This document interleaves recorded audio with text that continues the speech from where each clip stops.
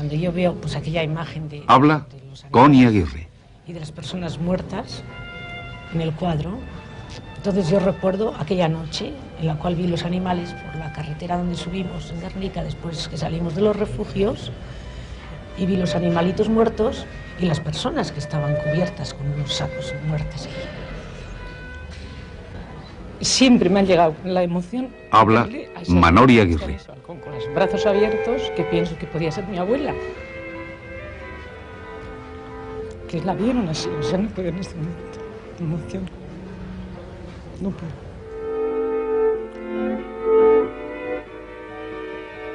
El Guernica, de Picasso. Para estas dos supervivientes, el bombardeo de Guernica es un recuerdo imborrable. Casi medio siglo más tarde, Guernica sigue siendo un símbolo de destrucción. En los años 30, España era aún, en muchos aspectos, un país decimonónico, pero su guerra civil se convirtió en el campo de batalla de las ideologías del siglo XX. Hombres y mujeres de todo el mundo fueron a España a luchar por la democracia, el comunismo o el fascismo. Ideologías que ahora, después de la Segunda Guerra Mundial y de la Guerra Fría, tienen significados muy diferentes a los que entonces tenían.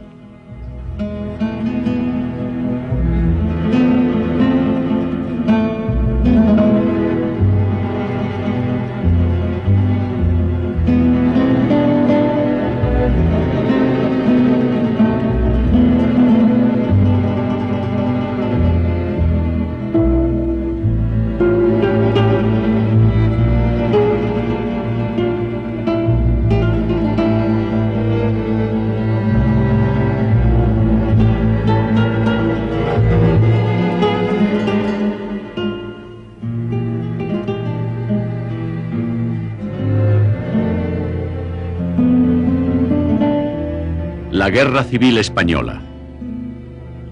Tercer episodio. La Guerra de los Idealistas.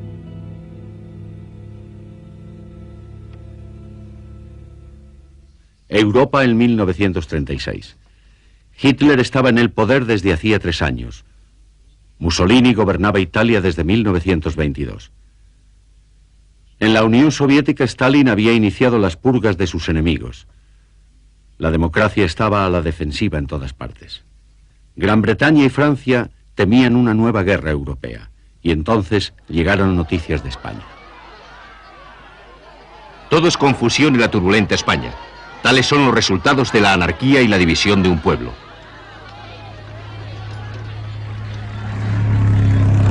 Los noticiarios extranjeros tenían una simple explicación: anarquía. Pero la verdad es que la crisis española confundía a los extranjeros. Para comprenderla mejor, la explicaban a través de sus propias ideologías. España se convirtió en la obsesión europea.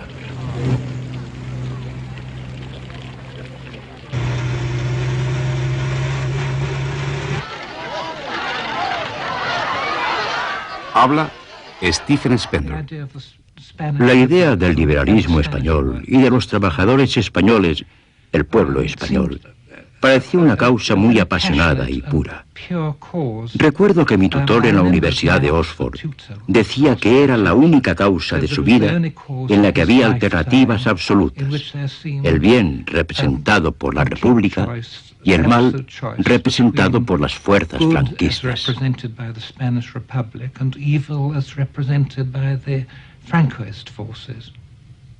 La convicción de la izquierda no era mayor que la de sus enemigos de la derecha.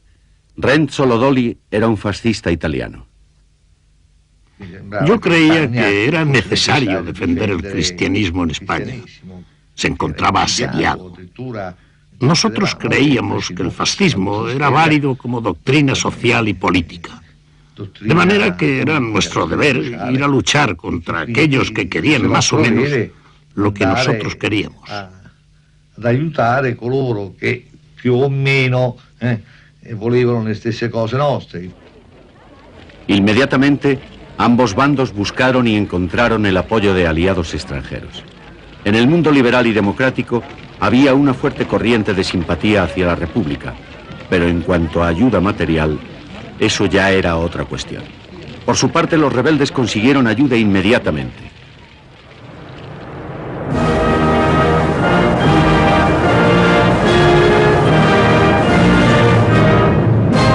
Franco no era ideológicamente un fascista, más bien era un monárquico conservador que obtuvo el apoyo de los dictadores fascistas europeos. Y fue así como Franco quedó identificado con esa ideología. A pesar de eso, no existe prueba alguna de que el golpe de Estado militar en España fuera fruto de un complot fascista internacional. Todo lo contrario, en el verano de 1936, España prácticamente no figuraba en los planes de Hitler. Hitler estaba construyendo una maquinaria de guerra para sus propios propósitos, la expansión hacia el este y la represión de sus enemigos políticos en Alemania. Hitler prometió a Gran Bretaña que no intervendría en España. Esta fue la primera de muchas mentiras diplomáticas en torno a la guerra civil, porque la verdad era que Hitler ya había enviado ayuda militar a España. 2 días después del alzamiento, Franco pidió ayuda al Führer. Hitler temía el control del estrecho de Gibraltar por parte de un gobierno hostil en España y decidió enviar no solamente las baterías antiaéreas y los aviones de combate que Franco había solicitado, sino un escuadrón completo de aviones de transporte Junker para trasladar al ejército de África desde Marruecos a la península.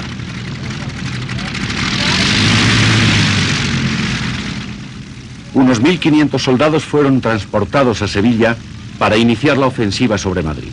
Estas fuerzas disciplinadas y bien entrenadas desempeñarían un papel importantísimo en la guerra. Hitler diría más tarde que Franco debería haber levantado un monumento al Junker 52 en agradecimiento por la victoria.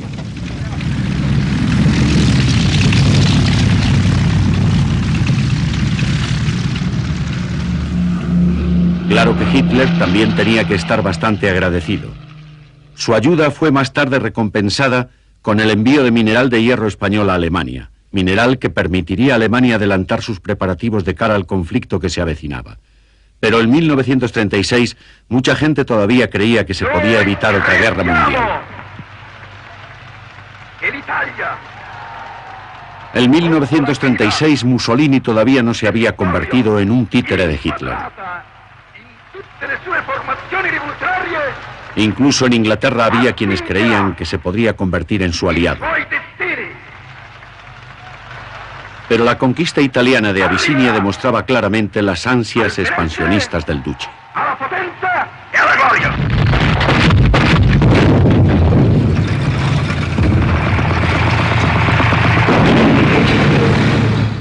Quería hacer del Mediterráneo el Mare Nostrum, otro lago italiano. Por eso Mussolini consideraba esencial que la entrada a su lago estuviera controlada por un gobierno amigo.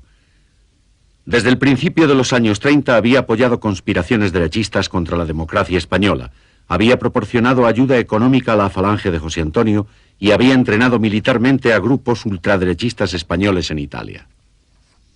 En 1934 Mussolini había suscrito un acuerdo para proporcionar armas a monárquicos españoles que conspiraban contra la República. Cuando se produjo el alzamiento envió 12 bombarderos, la primera ayuda militar extranjera a la guerra civil. Mientras Italia y Alemania prestaban ayuda a los rebeldes, Léon Blum, primer ministro del gobierno del Frente Popular francés, se identificaba lógicamente con la República Española. Léon Blum temía que Francia quedara aislada. Aún no se había borrado la memoria de las enormes pérdidas francesas en la Primera Guerra Mundial. Francia tenía 2 potencias fascistas a sus costados y corría el peligro de quedar encerrada en un triángulo fascista.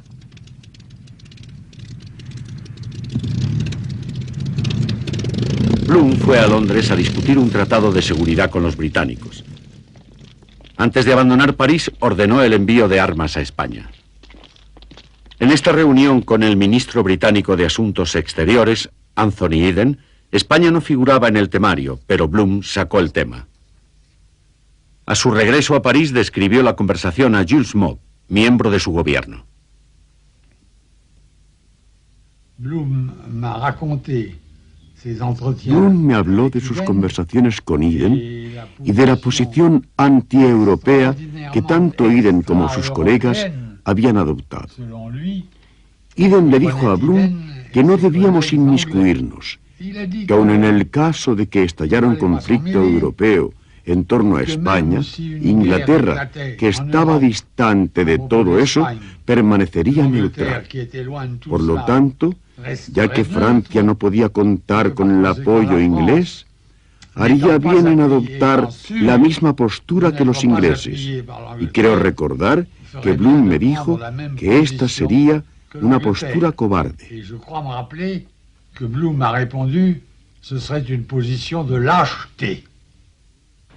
En Londres, el gobierno británico estaba preocupado. Baldwin, el primer ministro conservador, y sus ministros querían evitar a toda costa otra guerra mundial. Su gran temor era que el conflicto se iniciara en España. Alex Douglas Hume era diputado conservador.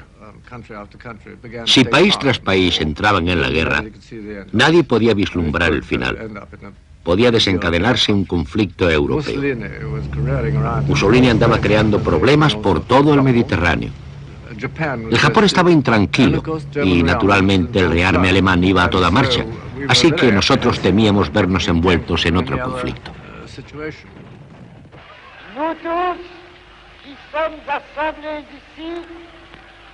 La actitud británica no fue precisamente una gran ayuda para el primer ministro francés.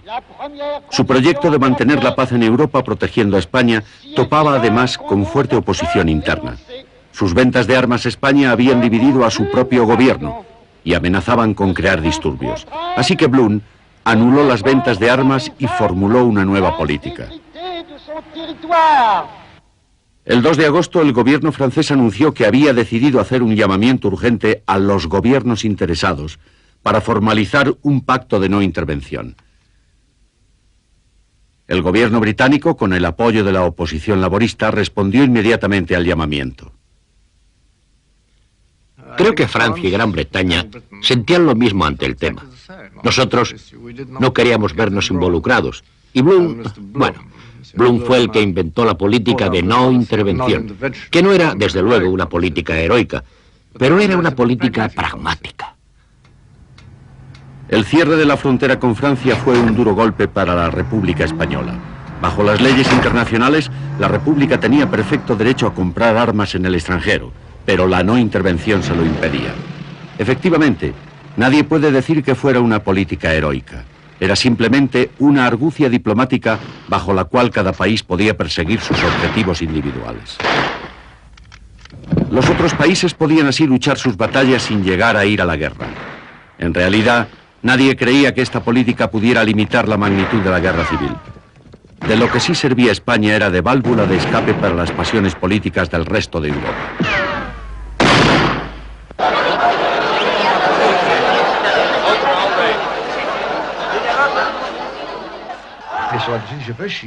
Hoy en día, cuando se dice fascista, se piensa en la violencia, en la dictadura. Pero los que éramos jóvenes en esa época no conocíamos otra cosa.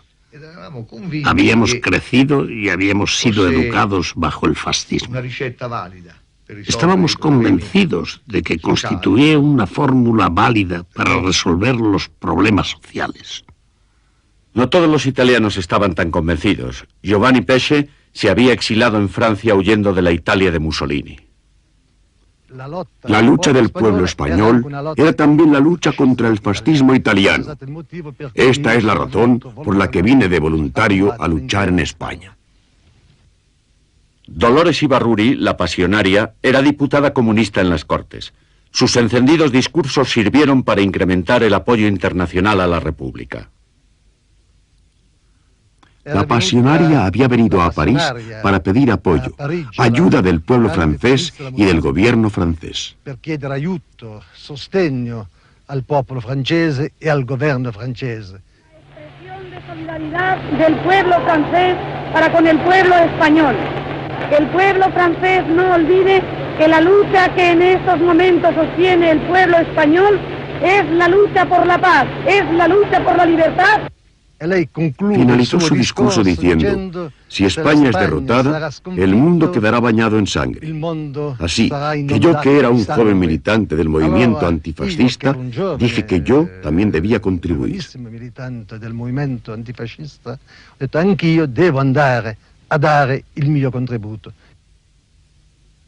En Alemania, los comunistas habían sido las primeras víctimas del terror nazi, y cuando Hitler manifestó claramente su apoyo a Franco, los comunistas alemanes vieron bien claro en qué bando estaban. Yo creo que a nosotros, los alemanes antifascistas, nos afectaba más que al resto. Teníamos la experiencia de Hitler.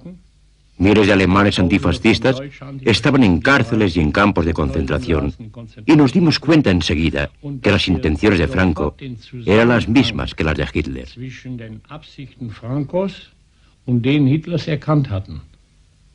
Las consecuencias de la Gran Depresión económica en las ciudades europeas empujaba a miles de voluntarios al campo de batalla español.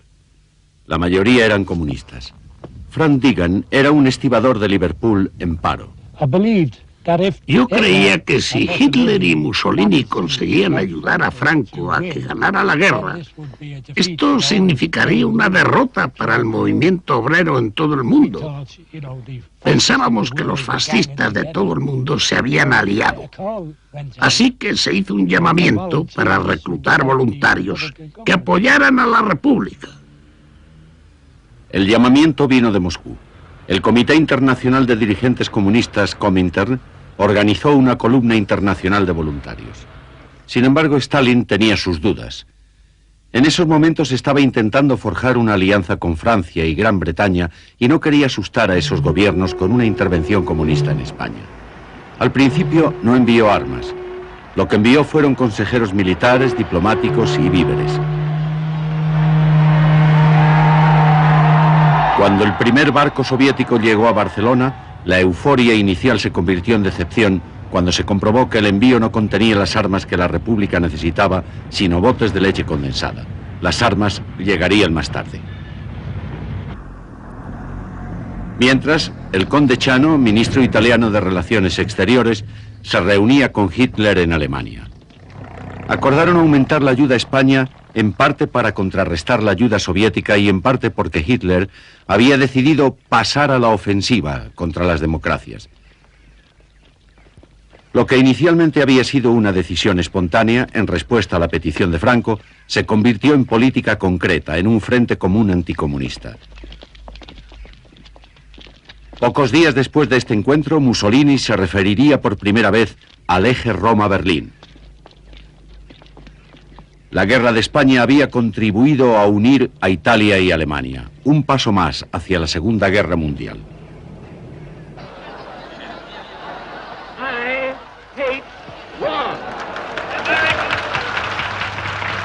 El mundo era muy diferente en 1936. Estados Unidos no desempeñaba un papel decisivo en la política mundial. Aún persistía en mantenerse al margen de los asuntos europeos. Roosevelt decidió desentenderse del conflicto español. Sin embargo, permitió que la compañía petrolífera Texaco abasteciera a los nacionalistas. En Londres, el Comité de No Intervención estudió las acusaciones de intervención alemana, italiana y portuguesa. El comité estaba presidido por los británicos, pero en realidad a nadie le interesaba que se probaran estas acusaciones. No es extraño que el propio embajador alemán, von Ribbentrop, comentara que un nombre más apropiado para este organismo hubiera sido el de Comité de Intervención. Esta intervención era bien evidente en la Batalla de Madrid. Hasta octubre de 1936, el cielo de Madrid estaba dominado por la aviación rebelde, dotada de aparatos italianos y alemanes. La aviación republicana estaba en inferioridad, hasta que llegaron los aviones soviéticos. Antes de que llegara la ayuda soviética, yo había visto manifestaciones de mujeres en la Gran Vía levantando los puños ante los aviones italianos y alemanes y gritando: "¡No pasarán!". 2 semanas más tarde aparecieron otros aviones sobre Madrid, pero esta vez volaron muy bajo y no soltaron bombas. Todos los que estaban mirando vieron que ya no eran alemanes ni italianos, sino aviones rusos, y el griterío se extendió por toda la ciudad. Son nuestros. Son nuestros. Son nuestros. They're ours. Un día que estamos viendo, oyendo el paso de los aviones, vimos unos pequeños aparatos de aviación como de cabeza muy gorda, ¿no? Que eran los famosos chatos, ¿no? Que evolucionaban con una velocidad increíble. Había dos tipos de aparatos, los chatos y los moscas, ¿no? Que evolucionaban y que derribaron algún aparato nacional. La gente empezó a emocionarse, a gritar ¡Viva Rusia!, se abrazaba.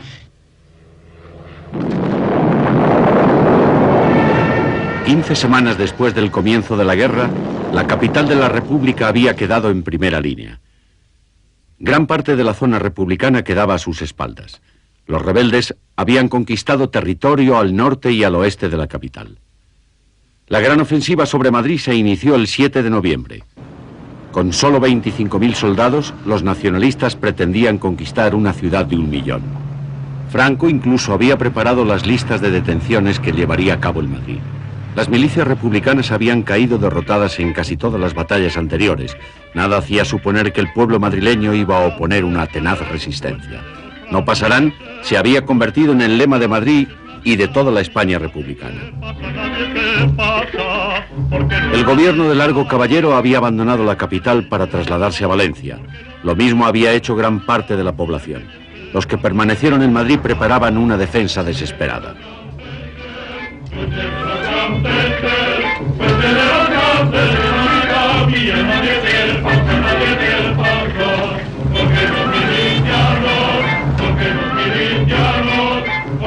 El general Miaja, uno de los muchos militares que habían permanecido fieles a la República, dirigía la Junta de Defensa que gobernaba la capital. El comandante comunista Enrique Lister estaba al frente de uno de los sectores. La población de prepararse para recibir al enemigo con agua caliente, con aceite, con todo lo que fuese, desde los balcones, desde las azoteas, se había creado todo un ambiente. Realmente la defensa de Madrid, más que a los milicianos, se debe al pueblo de Madrid en su conjunto. Entonces esta gente se incorporó a la lucha, pero sin pasar por casa. Salieron del comercio, les entregaron unas bombas de mano y les entregaron un fusil, y con la chaqueta y el pantalón de diario, ¿no? Se subieron a vehículos que había preparados, a un tranvía, y se fueron a luchar. Esto realmente fue impresionante y realmente fue hermoso. Fue uno de los momentos más hermosos de la guerra. En la defensa participaban todos. Los oficiales leales planeaban la defensa. Los ciudadanos cavaban las trincheras. Los partidos políticos reclutaban voluntarios para las milicias. Pero ya existían las primeras unidades militares de la República. Aún no estaban muy bien entrenadas ni equipadas, pero el nuevo Ejército Popular era naturalmente una fuerza mucho más efectiva que las anteriores milicias bajo el control de diferentes partidos y sindicatos.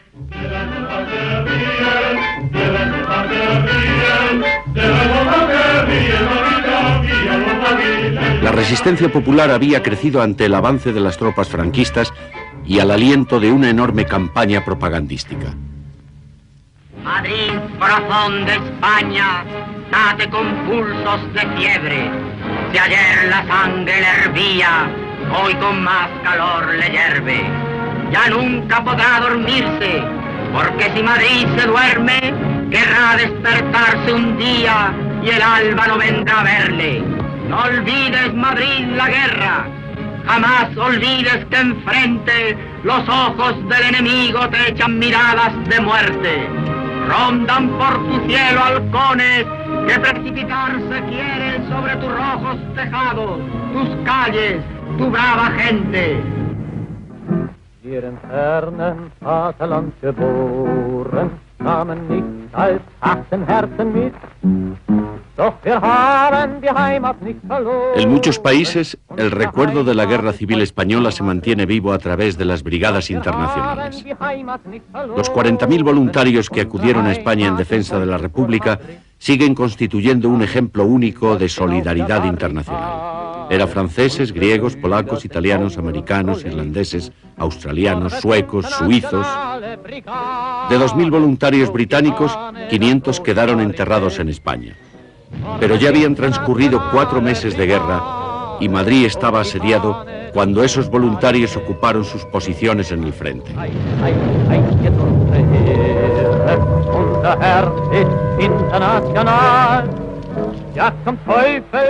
Uno de los primeros batallones era predominantemente alemán. Había adoptado el nombre de Ernest Thälmann, el dirigente comunista alemán recluido en un campo de concentración. Habla Billy Burger. Nos recibieron con enorme cariño. Sabían por qué habíamos venido. Tenían un grito para todos nosotros. ¡Viva Rusia! Nos trataban como si fuéramos rusos. Y solo paulatinamente se fueron dando cuenta de que éramos alemanes. Hasta ese momento, Madrid había sido bombardeado por alemanes, la Legión Cóndor, y de repente había alemanes combatiendo a su lado. Estos comunistas alemanes, con disciplina militar y con la disciplina política del que ha sido perseguido, se convirtieron en un ejemplo para los combatientes españoles. Habla Narciso Julián. El verlos, aparte del júbilo, de sentir, ¿no?, la solidaridad, el calor de todo, pero para mí fue impresionante verlos, ¿no? Y fue una experiencia muy grande desde el punto de vista de la necesidad que nosotros teníamos de aprender en ese sentido lo que era la disciplina, lo que era un ejército y demás, que hasta ahora éramos milicias, no éramos todavía un ejército regular. No todos acogieron con tanta alegría a los voluntarios extranjeros. En Cataluña, los anarquistas temían que las brigadas internacionales sirvieran para aumentar la influencia política de sus rivales, los comunistas. Pero en el Madrid asediado la población agradecía cualquier ayuda.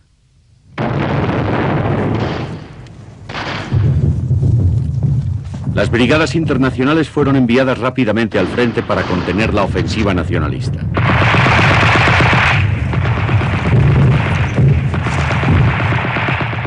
En el sector de la Casa de Campo los republicanos resistieron.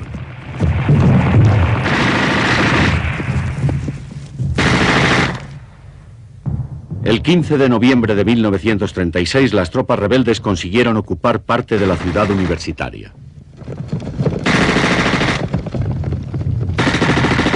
Las brigadas internacionales contuvieron el ataque en la Facultad de Filosofía y Letras. 2 días más tarde se libraba uno de los más sangrientos combates en el Hospital Clínico. Los voluntarios alemanes defendían una planta del hospital ante el ataque de las tropas moras de Franco que ocupaban la planta inferior. Nosotros estábamos en el tercer piso. Hacíamos agujeros en el suelo para tirar bombas de mano hacia abajo. Era una lucha sin frentes. Nunca hubo un frente definido. Wirklich echte, klare Fronten, abgegrenzte Fronten gab es in diesem Kampf kaum. El frente quedó finalmente estabilizado. Madrid resistió. Franco cambió de objetivos.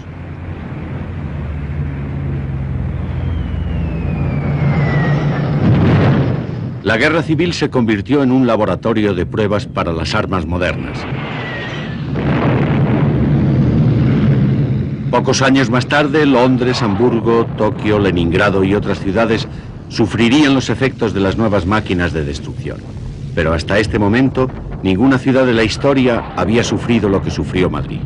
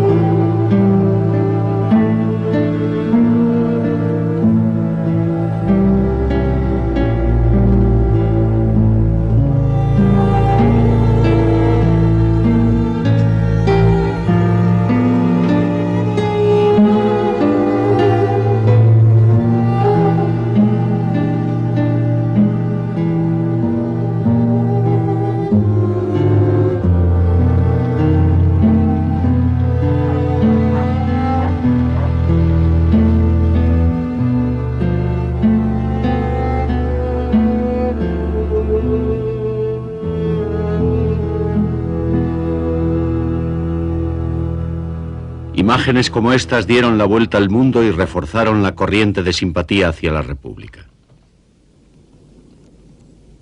Escritores como Ernest Hemingway vinieron a España como reporteros y se convirtieron en propagandistas. Los complejos orígenes de la guerra civil se transformaban en las certezas poéticas del bien y del mal. Vaughan Phillips, que más tarde sería el único comunista en la Cámara de los Lores, fue a España como conductor de ambulancias. El poeta inglés Stephen Spender fue con él a España como observador. Estábamos obsesionados por la idea de que esa era la causa suprema de nuestro tiempo. Una causa de poetas y escritores. La causa de la libertad. Y creíamos que si no se derrotaba al fascismo, no podríamos seguir existiendo como escritores. Como tantos otros intelectuales británicos, Spender era en esa época miembro del Partido Comunista, pero representaba una corriente de pensamiento liberal. Yo creo que hubo otra generación posterior, la de John Gorford y Julian Bell, muertos en España, que sintieron que querían sumergir su literatura, su independencia intelectual, incluso su propia existencia como intelectuales, que les parecía subjetiva dentro de la objetividad del marxismo. Esa fue también la generación de Philby McLean. Philby era corresponsal del diario londinense The Times en el bando nacionalista. En realidad era un espía soviético. Julian Bell había desarrollado la ideología marxista en la Universidad de Cambridge. En las universidades, muchos miembros de la clase dirigente británica se convirtieron al comunismo, convencidos de que era la única defensa posible ante la amenaza fascista. Aún no se había dado a conocer la realidad de la Rusia de Stalin. Para otros intelectuales como George Orwell, la Guerra Civil Española constituyó una educación en los peligros del totalitarismo comunista. El escritor inglés luchó en las milicias del POM, un partido marxista independiente y anti-estalinista. La represión a la que los comunistas prosoviéticos sometieron al POM significó un enorme desengaño para aquellos que consideraban a la República una democracia. La mayoría de los voluntarios internacionales eran comunistas. Los que no lo eran se sentían aislados. Recuerdo que conocí en el frente de Madrid a un joven inglés de buena familia que me dijo: ¿sabes? Yo vine a España y me alisté en las brigadas internacionales porque creía que era una organización democrática y liberal. Me encontré con que era una organización comunista. Y luego dijo: me pasaré lo que me queda de vida andando cada día hacia ese cerro cercano y así acabaré. Estaba desilusionado, aunque aceptaba la situación. Murió 6 semanas después. Sin embargo, a los ojos de muchos españoles la ayuda soviética era la salvación. Teresa Pàmies era militante de las Juventudes Socialistas Unificadas. Es que Rusia nos ayudaba. Era el país que traía armas al gobierno de la República legítimo. Nosotros veíamos unos barcos en Barcelona y aquel sentimiento de adhesión mítica se convirtió en un sentimiento muy concienciado.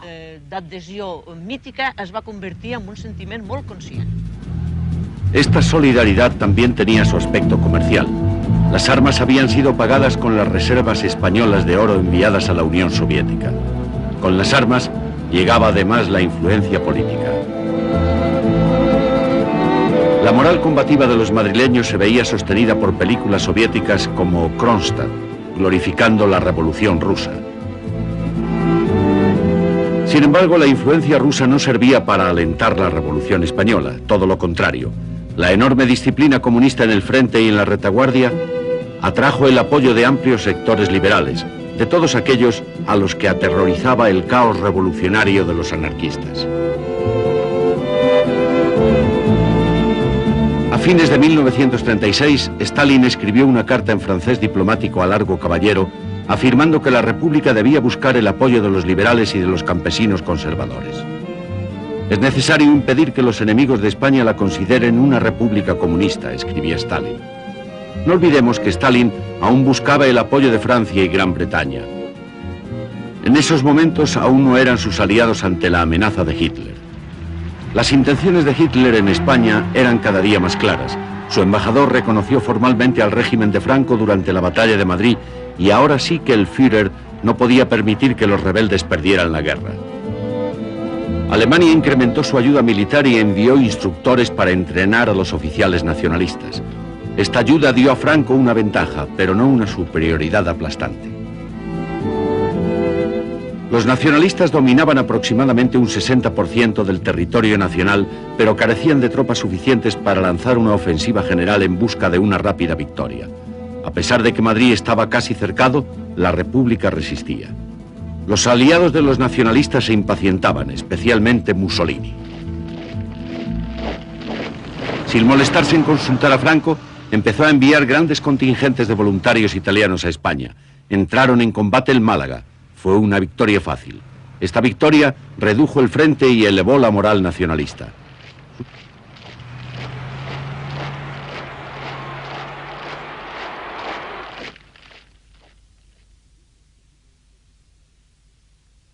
Su siguiente objetivo fue completar el cerco de Madrid, inicialmente por el sur, atravesando el valle del Jarama. Los refuerzos republicanos enviados al frente incluían unidades de las brigadas internacionales.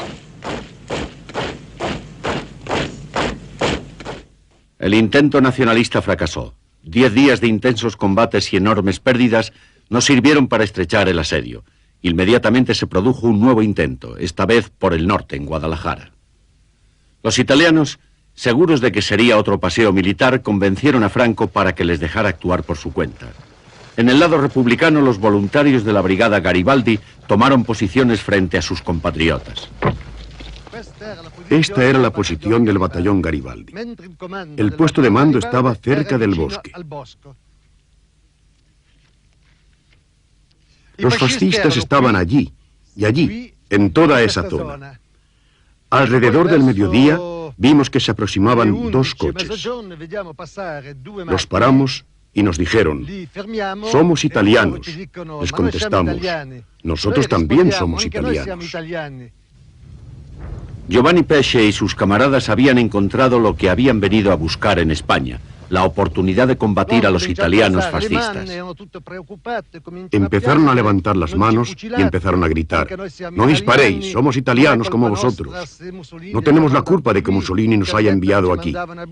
Nos habían dicho que nos enviaban a Abisinia. Los tomamos prisioneros y los llevamos al puesto de mando. La derrota de los fascistas italianos en Guadalajara enfureció a Mussolini. Decidió que ningún voluntario podría volver a Italia hasta que se obtuviera una victoria.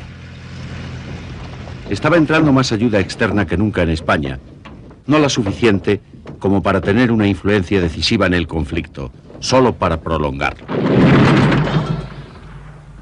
La batalla de Madrid había acabado en tablas. Así quedaría hasta el final de la guerra 2 años después. Los nacionalistas se lanzaron a la conquista del norte. Parte del País Vasco estaba aún en poder de la República. El País Vasco había quedado aislado del resto de la zona republicana desde los primeros días de la guerra. Sus recursos minerales y su industria pesada lo convertían en un importante objetivo militar. El País Vasco era también una región especial en otros sentidos. Era la única zona republicana donde católicos conservadores combatían junto a anarquistas y socialistas. En la lucha contra los vascos no cabía el calificativo de cruzada. El País Vasco seguía siendo una de las regiones más religiosas de España, el único lugar en el que los católicos rezaban por la derrota de Franco. Vascos de todas las ideologías estaban unidos por unas aspiraciones autonómicas. Eran aspiraciones que la República había reconocido, aspiraciones que los nacionalistas, obsesionados por la unidad de la patria, se disponían a aplastar.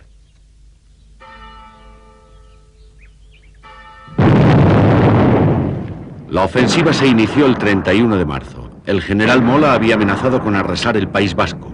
Casi lo consiguió, pero antes los nacionalistas tenían que cortar todas las líneas de aprovisionamiento.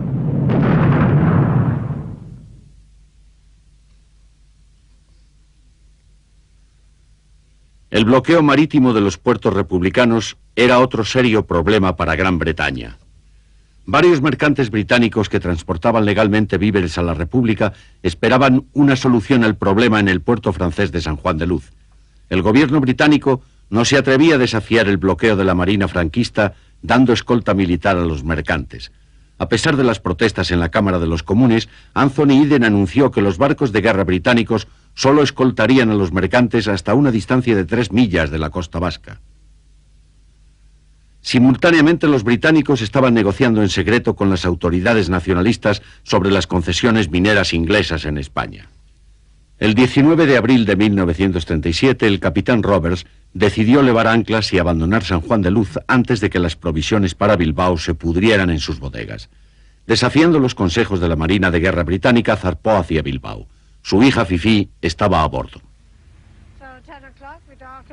A las 10 de la noche levamos anclas y zarpamos sin luces. Nos hicieron señales desde el puerto, pero mi padre no hizo caso. No tuvimos problemas.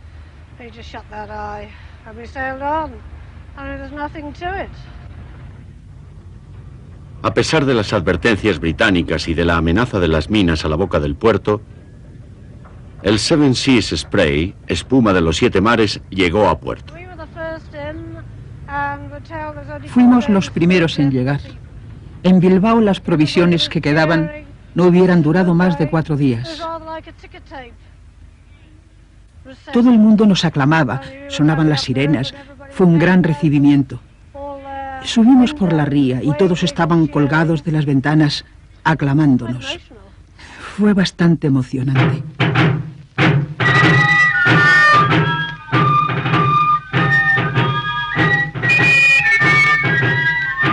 El capitán Roberts y su hija Fifi se convirtieron en los héroes de los vascos. Su travesía demostraba que el bloqueo nacionalista era un mito y otros barcos ingleses llegaron con alimentos. De todos modos, a los vascos ya no les quedaba mucho tiempo para celebraciones.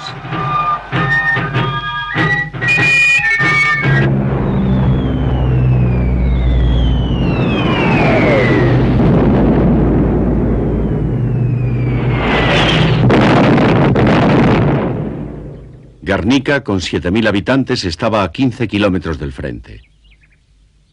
Era y sigue siendo el corazón del País Vasco, con el árbol de Guernica como símbolo ante el que tradicionalmente los reyes españoles habían jurado respetar y defender sus libertades.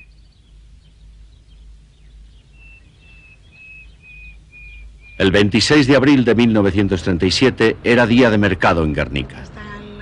Habla Ignacia Ozamiz. Ahora están los jardines en Guernica y todo eso pues estuvo muy bien, pero ya vinieron tarde a las 4 menos cuarto. Ignacio Ozamiz vivía en Guernica con sus 2 hijas, Connie y Manoli. Entonces, estando ahí, en el polígono ese, yo vi enfrente los montes de Oiz que están, y por allí vi aparecer los aviones.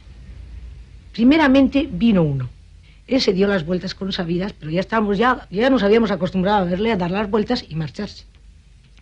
Pero no pasaron ni 10 ni 15 minutos. Llegaron y los pudimos contar. Eran 8 los que aparecieron todos en una línea. Negros, muy negros, los recuerdo. Y cuando empezaron, a mí no se me olvidará el sonido que traían las bombas, ¿no? Que era como que...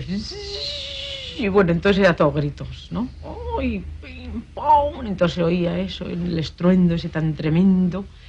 Y eso repetidas veces. Me acuerdo que Concha Ulate y todas estas, ¡ay, otra vez! Y unos silbidos y claro, y cada vez veías que se movía todo y que venía humo y que venía calor y todo eso. 43 aviones, la mayoría alemanes, tomaron parte en el bombardeo de Guernica. Karl von Nauer era uno de los jefes de escuadrilla de la Legión Cóndor que bombardeó Guernica. Eso no afectó mi vida. Yo participaba en esos ataques porque era parte de mi deber como militar, cumpliendo órdenes y jugándome la vida. En aquel entonces creíamos que estábamos luchando en una guerra contra el comunismo. Es posible que la Legión Cóndor creyera que los vascos eran comunistas, pero el mando nacionalista español conocía la verdad. Lo cierto es que para ambos bandos Guernica no tenía valor sentimental alguno. Era simplemente un objetivo militar. Tenía una pequeña fábrica de municiones y los soldados republicanos en retirada tenían que cruzar la población para llegar a la última línea de defensa en torno a Bilbao. Los alemanes dicen que sus instrucciones eran bombardear el puente y el cruce de carreteras junto a Guernica para cortar la retirada hacia Bilbao. En 3 horas se arrojaron toneladas de explosivos y bombas incendiarias sobre Guernica. La población quedó prácticamente arrasada. Los objetivos militares, la fábrica de armas y el puente quedaron intactos.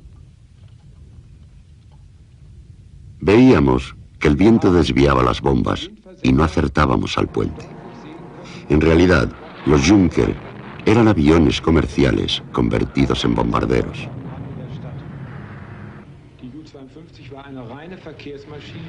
Había lo que llamábamos una olla debajo del avión. Podíamos retirarla durante el despegue y colocarla en vuelo.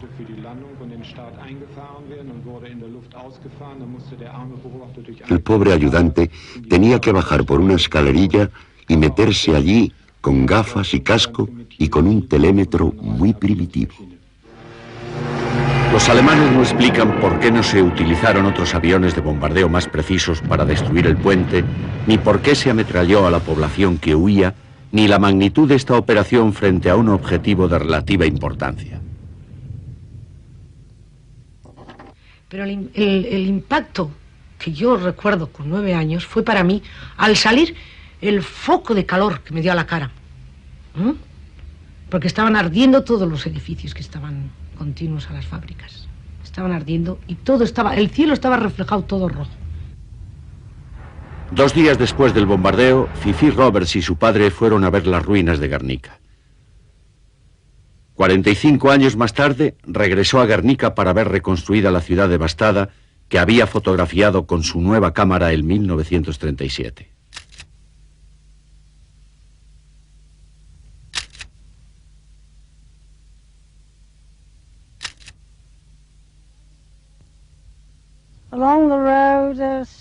Había muchos refugiados y no creo que supieran ni dónde iban ni lo que harían.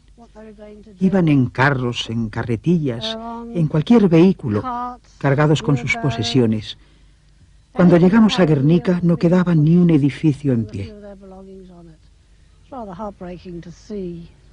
Había cascotes por todas partes y algunos soldados buscando víctimas entre las ruinas.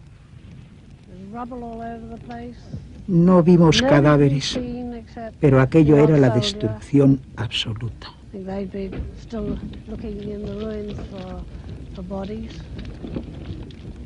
Luckily, we didn't see any, but the place was an absolute shambles. 72 horas después del bombardeo, las tropas nacionalistas ocupaban Guernica. La Guardia de Honor ante el Árbol de Guernica formaba parte de una intensa campaña propagandística destinada a contrarrestar el impacto mundial que había tenido la noticia del bombardeo. La propaganda nacionalista intentó culpar a los propios vascos de la destrucción de Guernica. Que esta desgraciada ciudad fue destruida por la aviación nacionalista. La trabación de hierro del frontón y los bidones de gasolina acumulados frente a la iglesia demuestran que fueron patrullas de incendiarios quienes echaron sobre sus hombros la tristísima misión de arrasar la pintoresca cuna del fuerismo vasco.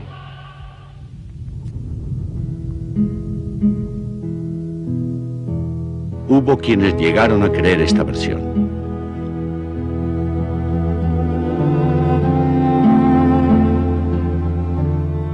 El principal objetivo de los nacionalistas quedaba a su alcance. Para proteger sus industrias, los vascos habían construido el llamado cinturón de hierro alrededor de Bilbao, pero el cinturón no les protegía de los intensos bombardeos.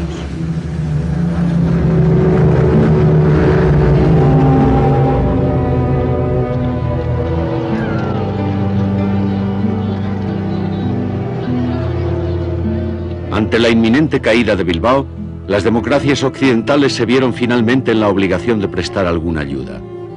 Los niños republicanos fueron catalogados, vacunados y etiquetados. Los barcos habían de transportarlos a Inglaterra, Bélgica, Francia, Estados Unidos o la Unión Soviética.